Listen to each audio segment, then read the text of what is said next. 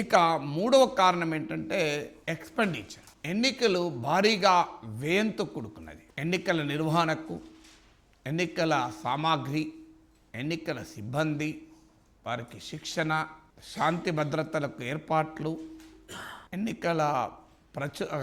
ఎన్నికలకు కావాల్సిన ఎలక్షన్ మెటీరియల్కు, election staff, transportation staff and material, ఎన్నికల సిబ్బందిని సామాగ్రిని రవాణా చేయడం, ఎన్నికల సమయంలో ఆ పీరియడ్ మొత్తం ఎన్నికల రోజే కాదు, ఎన్నికల ప్రచార సమయం నుంచి మొదలవుతుంది. శాంతి భద్రతలు మెయింటైన్ చేయడం, లా అండ్ ఆర్డర్. సో ఇదొక చాలా పెద్ద ప్రక్రియ. It's a massive process. So lot of money is involve. చాలా ఖర్చుతో కూడుకున్న ప్రక్రియ. ఈ నిరంతరం ఎన్నికల ఫ్రీక్వెంట్ ఎలక్షన్స్ వల్ల ఈ ఎక్స్పెండిచర్ కూడా పెరుగుతుంది. ప్రభుత్వం పైనే కాదు, రాజకీయ పార్టీలకు, పోటీ చేసే వారికి కూడా ఇది చాలా వ్యయ ప్రయాసలతో కూడింది. It's a process that involves lot of cost. So ఒకేసారి ఎన్నికలు జరిగితే ఈ ఖర్చు గణనీయంగా తగ్గుతుంది. ఒకేసారి ఎన్నికల నిర్వహణ వల్ల అటు ప్రభుత్వానికి, ఇటు రాజకీయ పార్టీలకు ఎన్నికల ఖర్చు భారీగా తగ్గుతుంది. ఇది మూడవది. నాలుగవది డిస్రప్షన్ ఇన్ పబ్లిక్ లైఫ్. నాలుగవది, ఎన్నికలు అంటే అనివార్యంగా ప్రజా జీవితంపై కూడా ప్రభావం పడుతుంది. ఎన్నికలప్పుడు ర్యాలీలు, ప్రదర్శనలు, భారీ బహిరంగ సభలు, పాదయాత్రలు అయితే ఎన్నికలు లేనప్పుడు ఉంటున్నాయి. అవి వేరే విషయం. ఎన్నికలప్పుడు పెరిగిపోతాయి. సో దీనివల్ల ప్రజా జీవితం కూడా ప్రభావానికి లోనవుతుంది.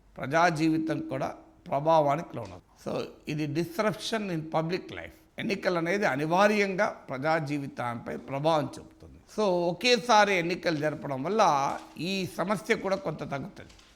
ఐదవది, ఫిఫ్త్ ఆస్పెక్ట్ ఏంటంటే ఈ లా అండ్ ఆర్డర్ పైన ఫోకస్ పై కూడా ప్రభావం ఉంటుంది.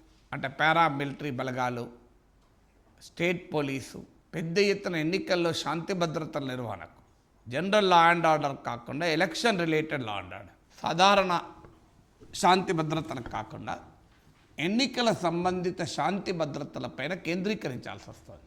కొన్ని సున్నితమైన ప్రాంతాలు ఉంటాయి, కొన్ని సున్నితమైన రాష్ట్రాలు ఉంటాయి. సో అంతటా ఎన్నికలు ప్రశాంతంగా ఉండవు.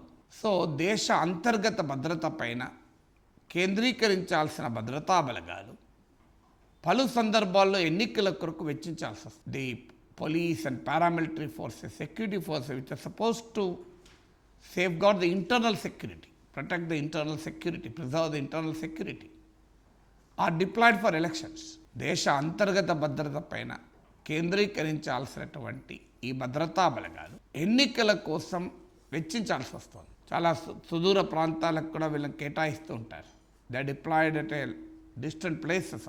సో వాళ్ళ షెడ్యూల్ కాస్త డిస్రప్ట్ అవుతూనే ఉంటుంది. తర్వాత ఆరవది, రాజకీయాలు అనేది ఎన్నికల సమయంలోనే ఉండాలి. మిగతా సమయంలో ప్రభుత్వాలు అభివృద్ధిపైన కేంద్రీకరించాలి. ఇది సాధారణమైన ప్రజాస్వామిక సూత్రం. The normal democratic principle is let the political parties fight during elections, but once elections are over they should focus on development. అది అధికార పార్టీకి కానీ ప్రతిపక్ష పార్టీలకు కానీ. Because elections are not end in itself. They are only means to achieve an end. ఎన్నికలే శాశ్వతం, ఎన్నికలే చివరి మజిలీ కాదు. ఎన్నికలు లక్ష్యం కాదు, ఎన్నికలు మార్గం మాత్రమే. లక్ష్యము అభివృద్ధి, లక్ష్యము సుపరిపాలన, లక్ష్యము సురాజ్యం. The goal is development, good governance.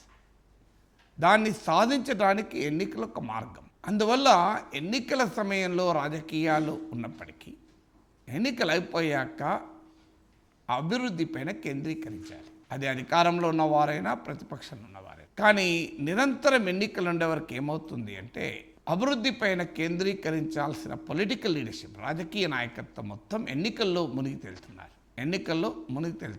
వాళ్ళు సీరియస్గా మీకు ముఖ్యంగా పార్లమెంటరీ డెమోక్రసీలో క్యాబినెట్ మంత్రులు తమ నియోజకవర్గాలు, తాము కేటాయించిన స్థానాలు, తమ జిల్లాలు, వీటిలో రాజకీయాలపైన కేంద్రీకరించాల్సి వస్తుంది. వాళ్ళ మంత్రిత్వ శాఖలు దాని సంగతి చూసుకుని ఆ సమయం కూడా ఉండలేదు. ఎందుకంటే 24/7 365 డేస్ రాజకీయాలు అయిపోతున్నాయి. సో ఇవి ఈ పరిస్థితులు, ఈ కారణాల వల్ల ఒకే దేశము ఒకే ఎన్నికలు, 1 నేషన్ 1 ఎలక్షన్స్, ఇంకా ఉన్నాయో మీకు మీ దృష్టిలో ఉన్న కారణాలు in support of simultaneous elections. మీకు ఏమైనా తోస్తే యాడ్ చేసుకోవచ్చు కూడా. ఇదేమి నిరంతర ప్రక్రియ, ఎన్నికలు ఎలా ఫ్రీక్వెంట్గా జరుగుతాయి, ఇది కూడా అంతే. సో ఇప్పటి వరకు నేను ఈ ఒకే దేశము ఒకే ఎన్నికలు, 1 నేషన్ 1 ఎలక్షన్స్ అన్నదానికి అనుకూలమైన కారణాలు చెప్పాను. మొదటి పార్ట్లో ఈ ఐడియా ఎలా ఎవాల్వ్ అయింది, ఎప్పుడు కూడా గుర్తుంచుకోవడానికి ఏంటంటే కీ పాయింట్స్ గుర్తుంచుకోవాలి. Till 1967 simultaneous elections, 2 reasons. Congress monopoly, Congress గుత్తాధిపత్యం దెబ్బతిన్నది. రాష్ట్రాల అసెంబ్లీలు ముందుగా రద్దయ్యాయి. తర్వాత లోక్సభ రద్దు, కాంగ్రెస్లో విభజన. 67 ఎన్నికల తర్వాత ఈ సైకిల్ దెబ్బతిన్నది.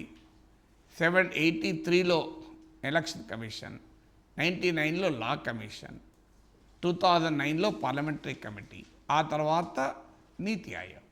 కథం, అది ఫస్ట్ పార్ట్ అయిపోయింది. సెకండ్ పార్ట్లో లాభాలేంటి, 1 పాలనపై ప్రభావం, ఇంపాక్ట్ ఆన్ గవర్నెన్స్. 2 నిరంతరం ఎన్నికల మోడ్లో ఉండడం, perpetual election mode. 3 high expenditure, అధిక వ్యయము. 4 డిస్రప్షన్ ఇన్ పబ్లిక్ లైఫ్, ప్రజా జీవితంపై ప్రభావము. 5 భద్రతా బలగాల వినియోగము, use of security forces not for internal security but for elections. 6 development పైన అభివృద్ధి పైన కేంద్రీకరణ తప్పడం, ఫోకస్ ఆన్ డెవలప్మెంట్ పైన ఇంపాక్ట్ ఉండడం. సో ఈ కీ వర్డ్స్ గుర్తున్నాయనుకోండి, మీ భాషలో మీరు దాన్ని ఎక్స్పాండ్ చేసుకోండి. కానీ వర్డ్ టు వర్డ్ రాసుకోవాలనే ప్రయత్నంలో ఈ కీ వర్డ్స్ పోతుంటాయి. దానివల్ల ఏమవుతుందంటే అల్టిమేట్గా మీరు ఎఫెక్ట్గా రాయలేరు ఎస్సే. ఇప్పుడు ఈ పాయింట్స్ మనకు గుర్తు, ఇప్పుడు 6, 10, 12 వర్డ్స్ వచ్చాయి. ఈ వర్డ్స్ ఉంటే మీరు ఎస్సే సొంతగా డెవలప్ చేసుకోగలగాలి. ఇంకేదైనా కొత్త పాయింట్స్ కూడా యాడ్ చేసుకోగలగాలి. ఎందుకంటే ఎప్పుడు కూడా నేను చెప్పిన పాయింట్సే ఫైనల్గా ఉండవు. నేను యూనివర్సిటీలో చదువుకున్న రోజుల్లో నా దగ్గర కాపీ కొట్టాడు, నాకన్నా ఎక్కువ మార్కులు వచ్చాయి. నా దగ్గర కాపీ కొట్టి నీకు ఎట్లా ఎక్కువ మార్కులు వస్తాయిరా అంటే, నేను నీ ఒక్కని దగ్గర కాపీ కొట్టినా నువ్వు భ్రమపడుతున్నావు. నీవు మంచిగా రాసిన క్వశ్చన్ నీ దగ్గర కాపీ కొట్టినా, పక్కవాడు మంచిగా రాస్తే వాని దగ్గర కాపీ కొట్టినా. So I have taken the best of many అన్నాడు. అందువల్ల నాకు ఎక్కువ మార్కులు వచ్చాయి అన్నాడు. కరెక్టే, లాజికలీ కరెక్ట్ ఈజ్. సో నేనే అన్ని క్వశ్చన్లు మారాయి కదా. నేను కాపీ కొట్టేటప్పుడు కూడా చూజీగా కొట్టాడు, కరెక్ట్గా తెలివిగా చూజీగా కొట్టాడు. నువ్వు ఏ క్వశ్చన్ బాగా రాసిన చూసినా కొట్టాడు.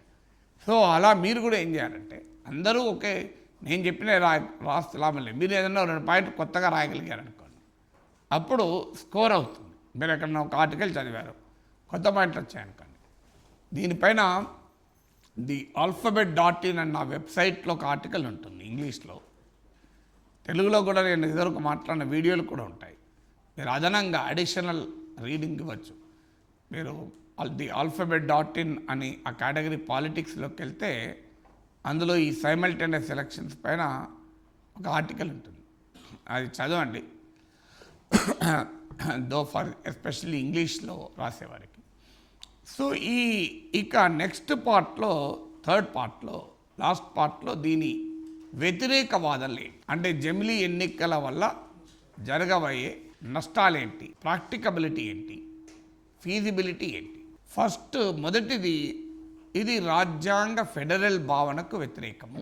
సో మన భారత రాజ్యాంగము డిస్ట్రిబ్యూషన్ ఆఫ్ పవర్స్, నేను ఇది బేసిక్స్ చెప్పినప్పుడు కూడా చెప్పాను, డిస్ట్రిబ్యూషన్ ఆఫ్ పవర్స్ను అంటే అధికారాల ఒక విస్తృతి, డిస్ట్రిబ్యూషన్ ఆఫ్ పవర్స్ అంటే అధికారాలు ఒకే చోట కేంద్రీకృతం కాకుండా రాజ్యాంగం జాగ్రత్త పడింది. Constitution took care of the necessity to distribute powers. ఎందుకంటే ఎప్పుడు కూడా అధికారం ఒక చోట కేంద్రీకృతమైతే, అధికారమే కాదు ఏది కేంద్రీకృతమైనా అది ప్రమాదకరం. వాటర్ కేంద్రీకృతమైతే మలేరియా, కలరా లాంటి క్రిములు ఏర్పడతాయి. విజ్ఞానం కేంద్రీకృతమైంది అనుకోండి, వాళ్ళలో అరగెన్స్ పెరుగుతుంది, అహంభావం పెరుగుతుంది. డబ్బు కేంద్రీకృతమైంది అనుకోండి, అన్ని దరిద్రపు లక్షణాలు మొదలవుతాయి. ఏం చేసుకోవాలో మందు తాగడం మొదలు పెడతారు. సో ఏది కేంద్రీకృతమైనా సో అది చాలా ప్రమాదకరంగా మారుతుంది. బాడీలో కొవ్వు కేంద్రీకృతమైంది అనుకోండి, రకరకాల డైమెన్షన్స్లో మనిషి పెరుగుతూ ఉంటాడు. సో అందువల్ల ఏది కేంద్రీకృతం కాకూడదు. సో ఎనీథింగ్ దట్ సెంట్రలైజెస్, జనం ఒక దగ్గర కేంద్రీకృతం అయితే ట్రాఫిక్ ప్రాబ్లమ్స్ వస్తాయి. మీరు గమనించండి, any centralisation is very very dangerous. So ఎప్పుడు కూడా అధికారం ఒక్క చోట కేంద్రీకృతం కాకూడదు. అధికారం కేంద్రీకృతం కావడం వల్ల ఏమవుతుంది అంటే నిరంకుశ ధోరణులు పెరుగుతాయి.